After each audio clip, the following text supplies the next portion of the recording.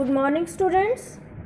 Today we are going to start our next chapter, that is force and laws of motion. As we know, in the previous chapter we described the motion of an object along a straight line in terms of its position, velocity and acceleration. And we saw that such a motion can be uniform or non-uniform.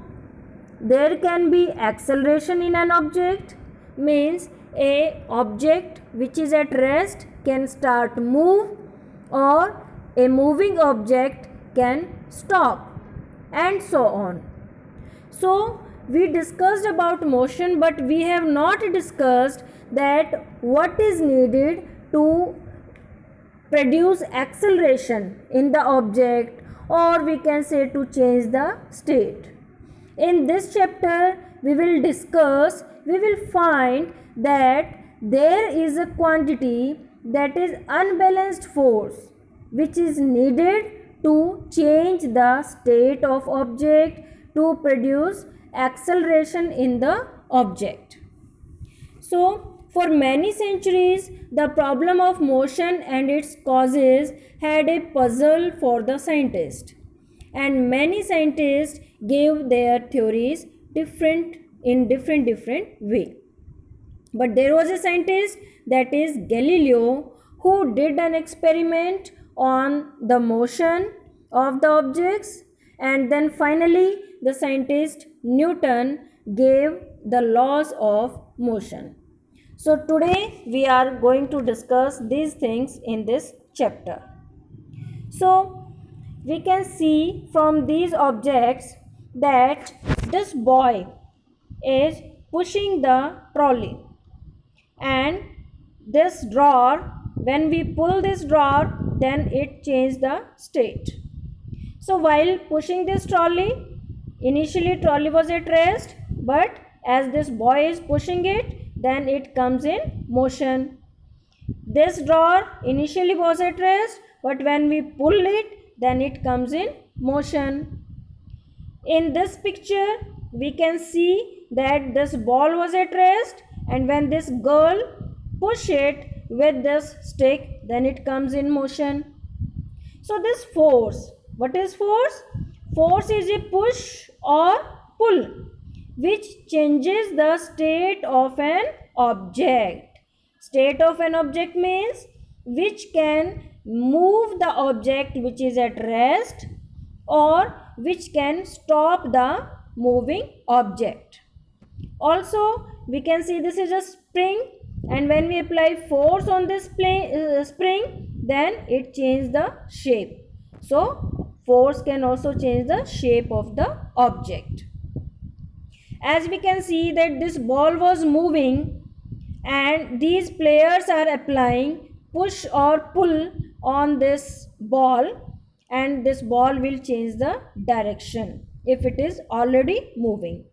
And if this ball was already at rest, then it will start moving in any direction.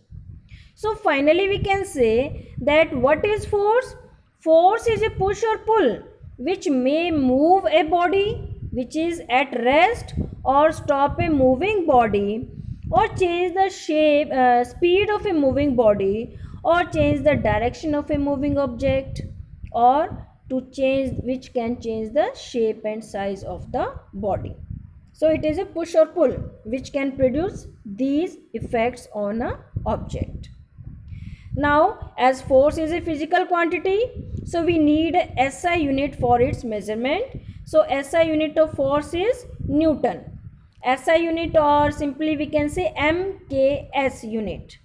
MKS system is in which length is in meter, then mass is in kilogram, and time is in second.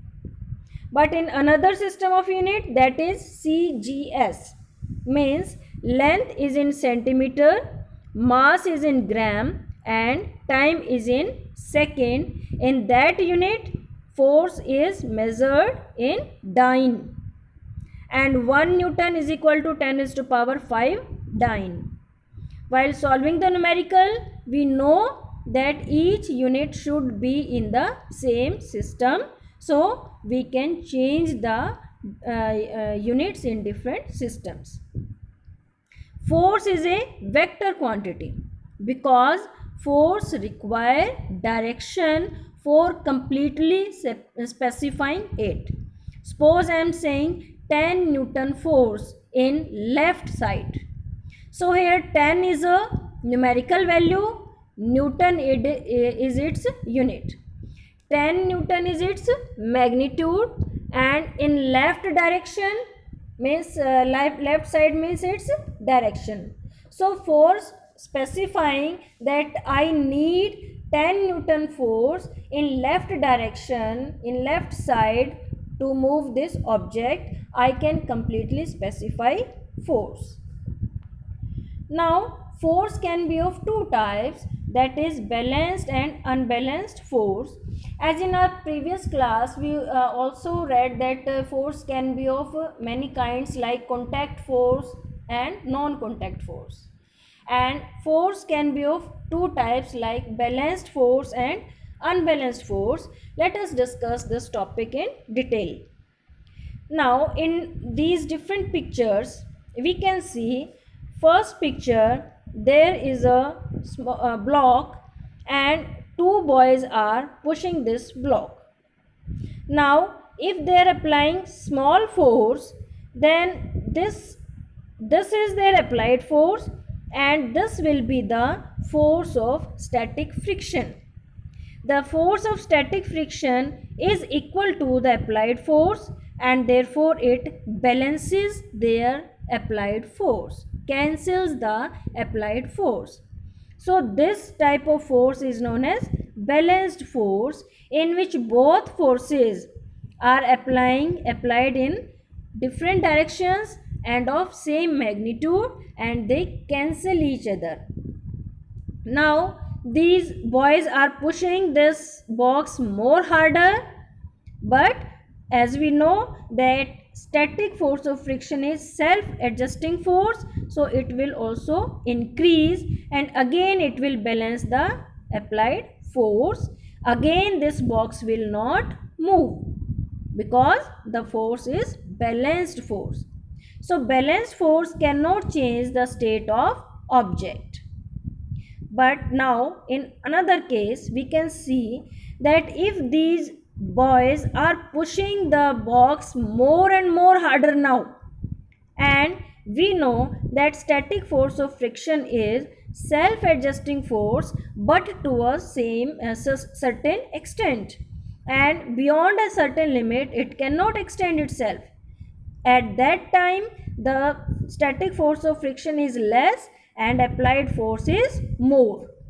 As applied force is more, so box will move in the direction of applied force, and this force is known as unbalanced force. So due to this unbalanced force, this box is moving in the direction of stronger force. In another example, if we take a ball, spherical ball, and we press this ball between our palms, we are applying equal force and in opposite direction, then we see that the shape of this ball changes. So we can say that balanced force can change the shape of the object. In another example, here is a table and a block, small block is placed on this table. If we tie two threads on two opposite ends of this block, and if we push or we can say if we pull from x end only, then this block will move towards x direction because of unbalanced force applied in this direction. But if we pull this in y direction only, then it will move in y direction due to unbalanced force in this direction. But if we pull from both sides with same force, then that block will not move anywhere, it will remain at rest because of balanced force. So finally we can say that balanced force, if the resultant of all the forces acting on a body is 0. The forces are called balanced forces. There can be 2 forces, there can be 3 forces, 4 forces, there can be a number of forces. But if all the forces are balancing each other and their resultant is 0, resultant means finally zero result, that is 0, then object will not move, and those forces are known as balanced forces. If a number of balanced forces act on a stationary body, the body continues to remain in its stationary position. Like in this example, that the body will not move. If a number of balanced forces act on a body in uniform motion, the body continues to be in its state of uniform motion. Let us discuss an example in this case, like we are riding a bicycle. Then at that time, 2 forces are acting on the bicycle. One is frictional force in opposite direction of the motion of the bicycle, and another is applied force of the person who is pedaling. If the person is applying that much force only which balances frictional force, in that case, if bicycle is already moving, then bicycle will keep on moving with uniform speed. It will not change its speed. So at that time, both forces are balanced forces, that is applied force by the person and frictional force. Also you can see in this picture that both teams are applying same force but in opposite direction, so they are applying balanced force and no team will move anywhere. Though balanced forces cannot produce motion in stationary body, but it can change the shape of the body as we have seen in this case. Now next is unbalanced force. If the resultant of all the forces acting on a body is not 0, the forces are called unbalanced forces. Resultant not 0 means if one force is greater than the another force. In that case, the object will move in the direction of stronger force and the forces will be known as unbalanced force. When an unbalanced force acts on a body, it produces motion in the body. Also, an unbalanced force can stop a moving body.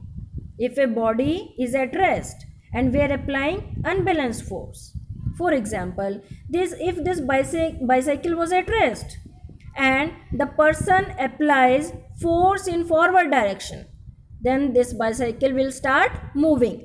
That force is unbalanced force and will make an object to move from the rest.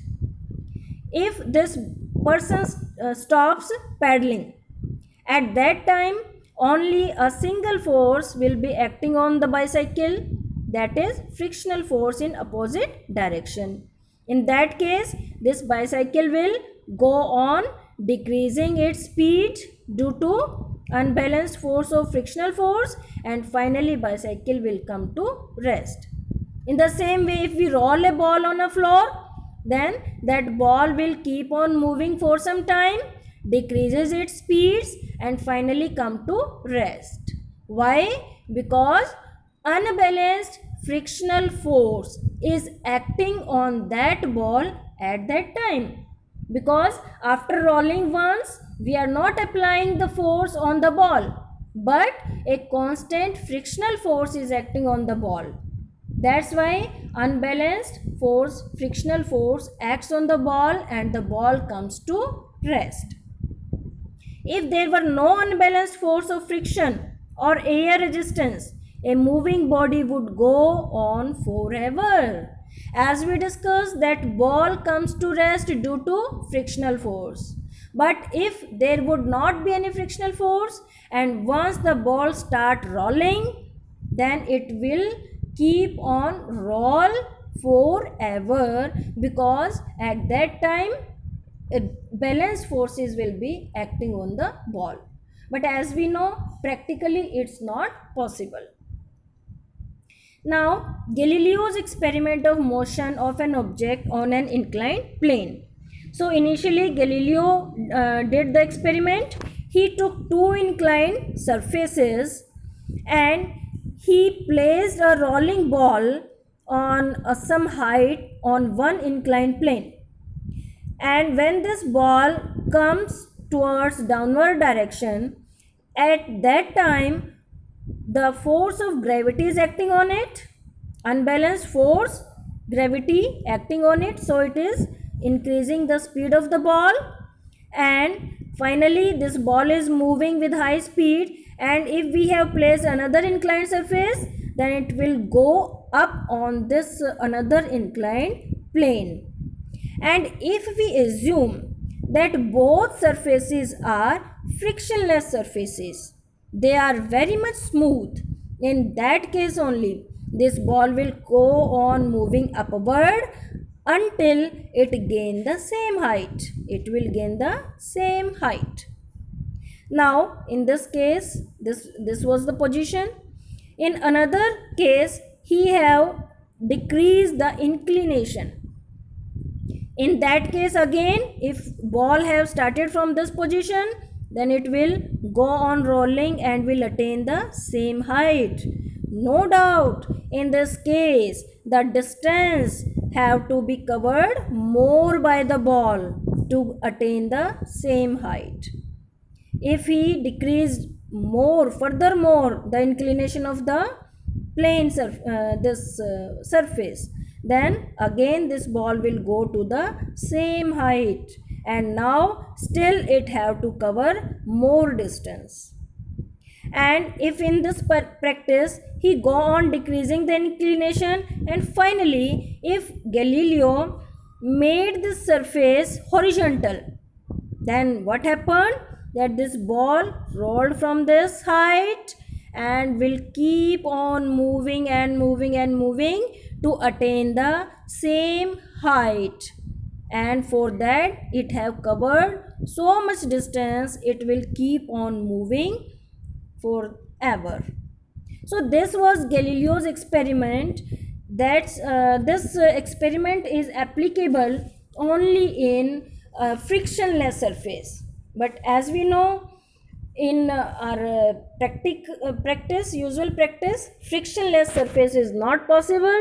So what we see in our practice, that when we roll a ball, then after moving some distance it comes to rest. That is because of friction. So finally there was a conclusion that we do not need any force to maintain the state of the object. We need force, unbalanced force, just to change the state of object. Okay, as that ball was rolling, it comes to rest because of unbalanced force of friction. But if there would not have been any frictional force, the ball will keep on moving. It will maintain, it will retain its uniform motion. If a book is kept on the table, it will be there. It will remain at rest until a person goes there and lift it. So these were the conclusions of the Galileo's experiment. And these conclusions were studied by Newton, and finally he gave the laws of motion on the basis of that experiment. So this was Galileo's experiment. Now Newton's first law of motion. It is also known as law of inertia, which states that an object continues to be in the state of rest or of uniform motion until along a straight line, unless acted upon by an unbalanced force. Or we can say that an object at rest will remain at rest, an object in motion will remain in motion until and unless we apply an unbalanced external force over it. Okay, so this is the ball, it is at rest. when we kick this ball, only then this ball will change its state, otherwise it will remain at rest. The ball was rolling, it comes to rest because external force, frictional force was acting on it, otherwise it will keep on moving. So this was Newton's first law of motion, or we can say law of inertia. Inertia, the natural tendency of objects to remain in a state of rest or in uniform motion is called inertia. So every object have a natural tendency that it do not wants to change its state. If it is at rest, it wants to remain at rest. If it is in motion, it wants to remain in motion. It do not have any tendency to change the state by itself. So we can also define it that it is natural tendency of an object to resist a change in its state. So this is why that first law of motion is also known as law of inertia, because law of inertia is also saying the same thing as the first law of motion, that is the object will not change its state by itself. Now, very important thing, don't get confused by the term inertia and the law of inertia. If in exam there is law of inertia, then you have to define Newton's first law of motion. But if in exam question is that define inertia, then you have to start with the natural tendency of object. Means inertia is a term which is defining the natural tendency of every object, and law of inertia or Newton's first law of motion, that is defined that property in the form of law. Both are saying same thing, but wording is little bit different. Now the mass of body is measure of its inertia. More is the mass, more will be the inertia of body.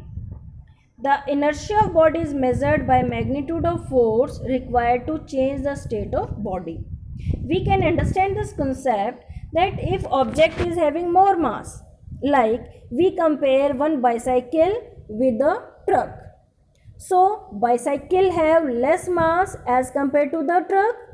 So bicycle will have less inertia as compared to the truck. And also we all know that we require less force to move the bicycle, to change the state of bicycle as compared to the force needed to change the state of a truck. So we can say that more is the mass, more will be inertia, and more will be the force needed to change the state of object. Now inertia can be of three types. First is inertia of rest. So what is inertia of rest? That is natural tendency of object to resist a change in their state of rest. Means in the definition of inertia, simply you will keep that is state of rest. In case of inertia of motion, you will simply write that in case of state of uniform motion. In case of direction, you will write that inertia of direction. So from that one definition of inertia, you can define all its three types. So inertia of rest means if object is already at rest and it do not wants to change its state of rest. For example, let us understand it with the help of one example, that is we fall in backward direction when a bus starts suddenly from rest. We are sitting in a bus and driver comes and starts it very suddenly, achanak. Then what we feel? That we fall in backward direction, or we can say that we feel a backward jerk. हमें पीछे की तरफ झटका लगता है. Why? If this application, this example is asked in exam in the form of question, and just write the why. So how you will explain it? That Initially, bus and our body both were at rest. But when bus starts suddenly, then our body, which was initially at rest, wants to remain at rest and do not change its state of rest, and that's why we feel a backward jerk. More example we can take of this kind, that when we beat a carpet with a stick, then dust comes out. Why? You must have noticed this, that when you clean your carpet, then you beat that carpet with a stick and the dust separate from the carpet. This is also due to inertia of rest, because initially carpet and dust both were at rest, but when you hit the carpet with the stick, then the carpet comes in motion due to application of direct force of that stick, but the dust remain at rest due to inertia of rest, and therefore it gets separated from the carpet. One more example we can take, that when we shake the branch of a tree, then leaves get detached from the branch. Why? That is also due to inertia of rest. We can explain it that when we shake the branch, before that branch and leaf both were at rest, but when we start shaking, the branch comes in motion because we are applying direct force on that branch, but leaf remain at rest due to inertia of rest, and those leaves will get separated from the branch. Okay, so in this way you can take some more example of inertia of rest, that object initially at rest, it do not wants to change state of rest. Now second case, second type, that is inertia of motion. We can define it in the same way, that natural tendency of object to change a state of their uniform motion. Means now initially object is at rest, is in motion, and it do not wants to come at rest, they do not change, want to change the state of motion. For example, we fall in forward direction when a moving bus applies brakes to stop. So why it happens?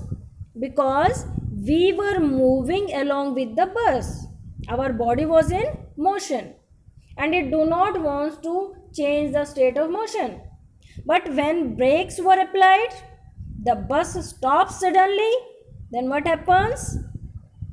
That your body, the lower portion of your body comes at rest, but your upper portion of the body will keep on moving due to inertia of motion, and you feel a forward jerk, you fall in forward direction. Some more example we can take, that when a passenger jumping out of the moving bus, he falls down. It also happens because when he was inside the bus, his body was in motion, but when he jumps out of the moving bus, then lower portion of his body comes to at rest, but upper portion of the body will keep on moving, and he falls in the forward direction. So we should always remember that we should not jump out of the moving bus. But if in case you have to, then jump facing the direction of motion of the bus and run on the ground in the direction of motion of the bus for some time, so that you will bring your body at rest, not suddenly, but it will take some time. Some more example we can take, that some distance is run before taking a long jump. When you are taking part in athletic games and you are doing the long jump activity, in that case you jump for longer distances, run for longer distances and then jump. So you do this to bring your body in motion, so that due to inertia of motion your body remain in motion and you can go for a longer distance. So these are some examples of inertia of motion. Next type is inertia of direction. It can also be defined in the same way, that natural tendency of object to resist a change in their direction. And example, that when a motor car makes a sharp turn at a high speed, we tend to get thrown to one side. So students, you must have noticed this activity ki while going in a bus, and if there is a turn, then you fall in opposite direction to the turn. That is also due to inertia of direction, because your body was in motion for a straight line, and when you change the direction, it do not wants to change the direction due to inertia of direction. Now there are some activities in your book. You will read these activities from the book, and there can be question based on these activities. So in activity 9.1, there is a carom board, and we have placed some coin on the carom board. When we hit the lowermost coin with the striker, then what we notice, that the lowest portion of the striker comes lowest coin of this pile comes out, and the other coins will fall at the same place vertically down. That is also due to inertia of rest, because when we hit the lowermost coin, then the direct force of the striker is acting on the lowermost coin and it will come out. But the other coins were at rest. Due to inertia of rest, they will do not change their state, and they will fall at the same place. Next activity 9.2, if we set a 5 rupee coin on a stiff card, we can take 5 rupee, 10 rupee, 1 rupee coin. It doesn't differ any, it will not make any difference, but we are taking 5 rupee coin because it is having more mass, and we know more is the mass, more will be the inertia, and our activity will be performed in a better way. And when we do this such type of arrangement, and when we will flicker it with our finger, then we notice that this 5 rupee coin will fall in the glass, and this card will fly off. Why? Because direct application of force is on the card, due to which this card will go off, flown off. But this coin was initially at rest, and it wants to remain at rest. It do not want to come in motion, so it will remain at the same position, and due to gravity it will fall in the glass. Next activity, that when we place a water filled tumbler on the tray, this is tray and this is a glass of water, and turn around fast. If we turn around this tray fast, then we observe that water spills, तो जो water है वो बाहर आ जाता है. Why? This is also due to inertia, because water was at rest and it do not wants to change its state, and this tray and glass comes in motion, but water remains at rest due to inertia of rest. One more thing बेटा, always remember, inertia का वो type होगा जिसमें object already होगा. जैसे हमने leaves वाले example किया, वो ऑलरेडी लीव्स रेस्ट पर थे, तो कौन सा टाइप होगा? Inertia of rest. जैसे हमने एग्जाम्पल किया कि व्हेन बस स्टॉप सडनली, तो उसमें पैसेंजर ऑलरेडी किस फॉर्म में थे? मोशन में थे, तो कौन सा टाइप होगा? Inertia of motion. ठीक है. So always remember, do not commit mistakes in this. Now there are some questions based on applications of law of inertia or Newton's first law of motion. These first two questions are of your blueprint questions based on this third and fourth question of your blueprint, and question number 3 and 4 are your exercise questions. I already have explained these. Question number 4, why is it advised to tie any luggage?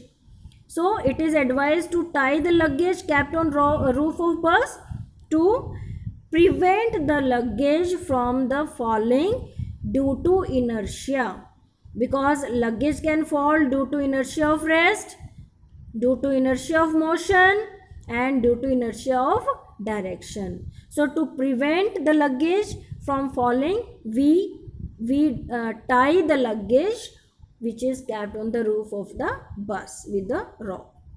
Now question number 5, why grooves is provided in a saucer? Saucer is a plate, and you must have noticed there is a boundary of placing the cup in that saucer. So that boundary is known as groove, and this groove is to hold that cup so that it will not fall.